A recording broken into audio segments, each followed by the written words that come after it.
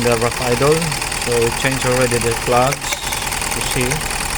So it looks like ignition coil is okay here, but I think the problem is on this side. One, two, only two. One working here, one working there.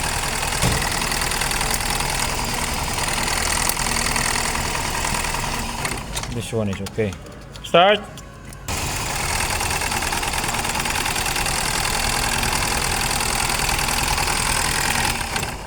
This one is okay. This one is okay. This one is okay. Okay.